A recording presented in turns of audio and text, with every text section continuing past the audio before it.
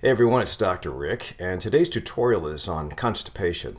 Now, usually the diagnosis in a primary care office will be irritable bowel syndrome with a dominant component of constipation, IBS-C, or irritable bowel syndrome with a dominant component of diarrhea. I've done videos on, I believe, diarrhea or leaky gut, but we do have some folks who come into the office and state that they usually go once a week. Yesterday, Nicole told me she goes once every 3 weeks at some points of her life, and that is terrible. Mostly because you can have a longer tube than average, the tube being the digestive tract that goes from the mouth to the butt. And that long tube, which is actually about 27 feet long, that's supposed to be there to chew down food, break down fuel, digest fuel, and then feed the probiotics or the bacteria in your colon and out. So that's the way the gut's supposed to work in a nutshell. The problem is there's a lot of things affecting the gut. So the food that you eat will affect the gut.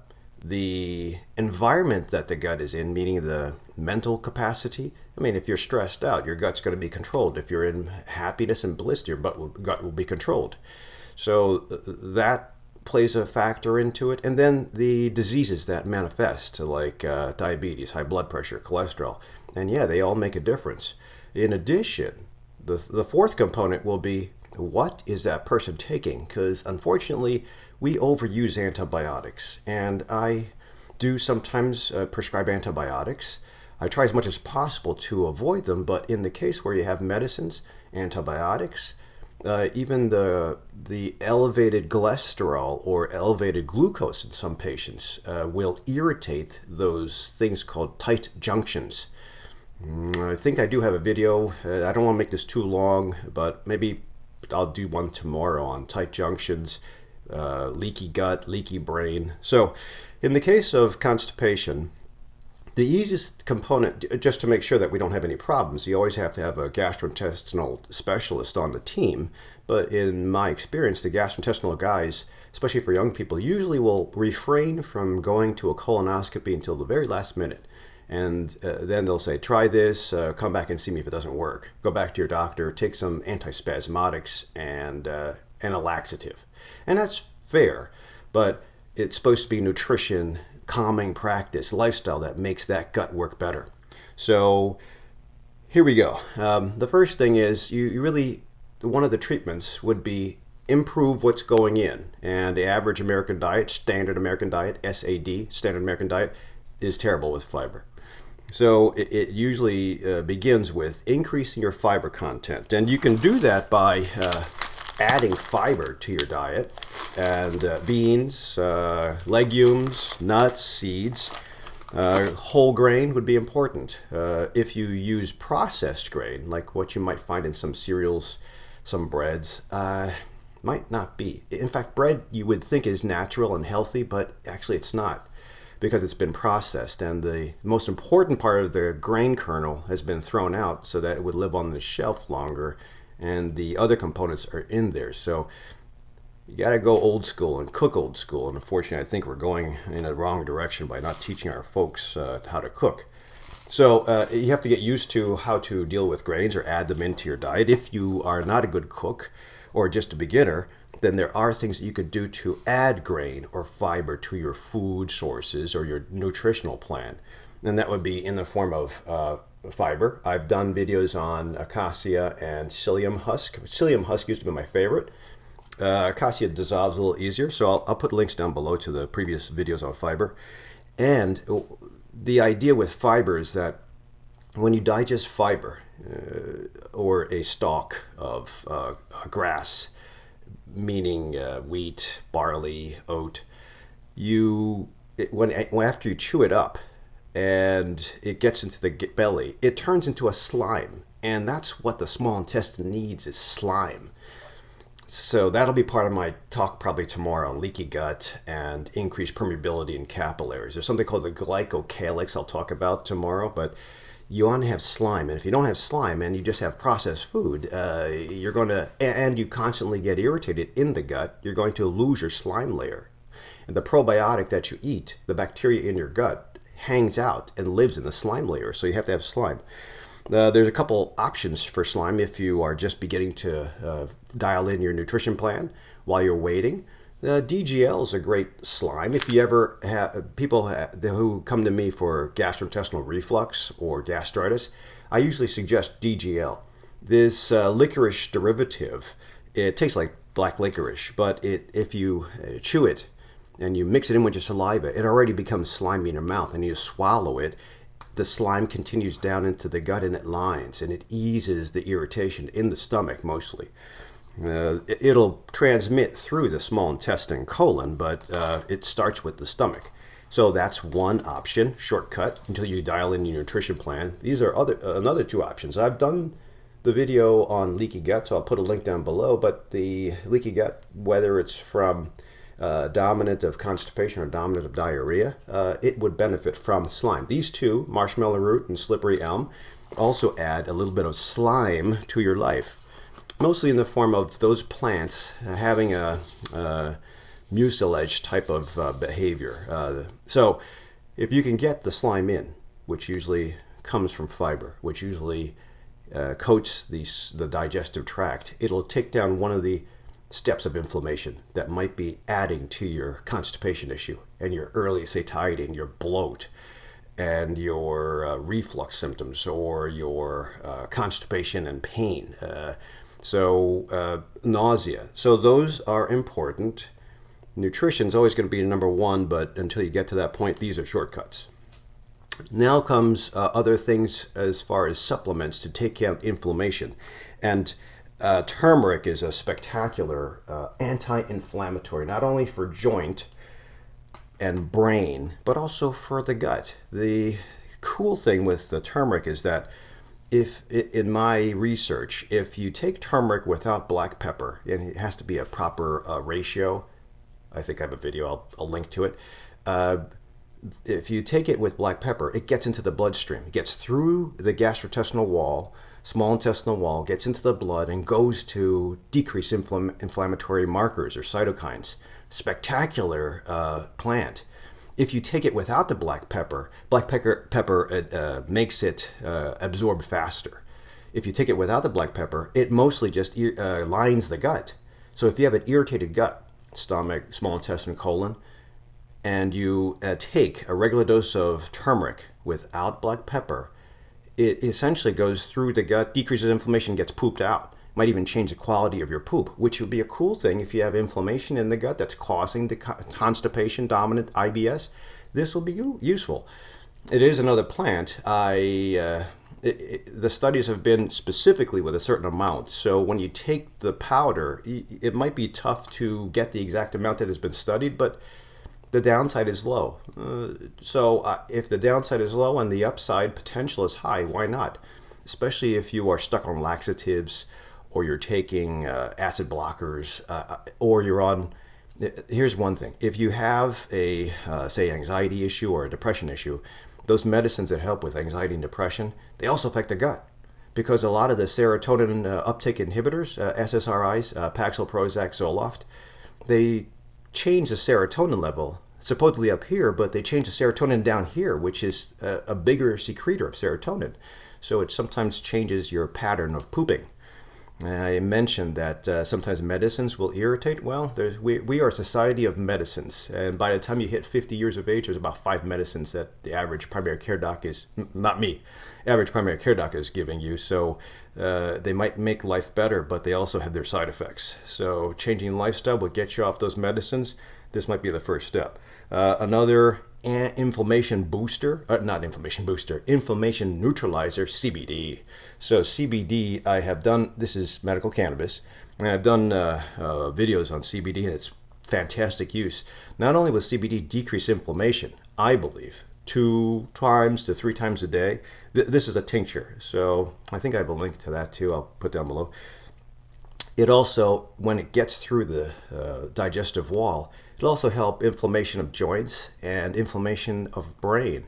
If you happen to be a medical cannabis user, This modulates how the THC that you use for post-traumatic stress disorder or anxiety, it modulates the THC so you don't get such a high, uncontrolled high. So pretty cool stuff. Even if you don't want to do the high thing, the CBD is a great anti-inflammatory, even in the form of cancer. So I think it's worth it. If you need to get certified, contact me on my website. So that'll be the inflammation control. And that also brings up a good point. A lot of the, as I mentioned, food, the things that you expose the gut to, the external environment essentially, the food can also irritate some people. So sometimes getting a food allergy test would be important. A little bit expensive, a little tricky because of the choice of IgG antibodies to certain foods. And you're supposed to, before you get an allergy test, you're supposed to expose yourself to all the allergens so that your antibody level's high. And then you'll have a higher chance of snagging, you have a higher chance of snagging a good fish or snagging a good result to tell you, yeah, you're allergic to this, that, or the other thing. The only problem is when you expose yourself to that big load of supposedly allergen that you're taking in, you're gonna have a tough week. So it might be worth it to get the blood test if you're totally confused, but prepare to have a little bit of a flare up. So I sometimes just say, use the food, use a fasting nutrition plan to see if you can reboot and find exactly which food is the obvious cause of your problem or could be added to your problem.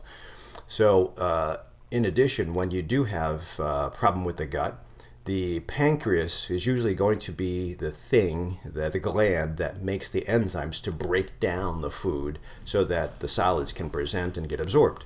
Sometimes if you don't have enough enzymes, taking in enzymes will help you digest your food. I think of it as pre-chewing your food.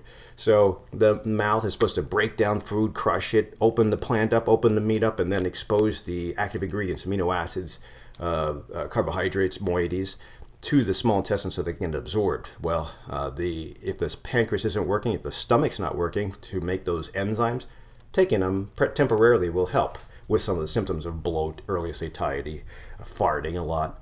Enzymes, I have no allegiance to any of these supplement companies, so I just take whatever's available for a short time. There's also things that you can add to your diet that if you're not good with cooking, you might want to, again, shortcut by taking it in capsule or liquid form. Ginger is spectacular. Ginger helps the stomach move. So the problem with constipation is that if the pacemaker of the entire tract is off, which is the stomach is a pacemaker.